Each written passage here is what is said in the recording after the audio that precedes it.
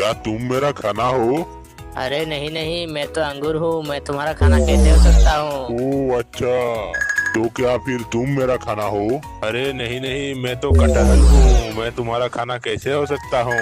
तो क्या फिर तुम ही हो मेरा खाना? अरे हाँ हाँ, मैं ही हूँ तुम्हारा खाना। अरे मेरा रंग वापस क्यों नहीं आया? अरे रुको रुको, मैं मैजिक करके तुम्हारा रंग को वापस लाता हूँ। लेकिन उसे देखने से पहले आप लोग अगर इंडिया से हो तो वीडियो को एक लाइक और चैनल को सब्सक्राइब करके कमेंट में आई लव इंडिया लिख दो। अरे वाह, मेरा रंग तो वापस आ गया।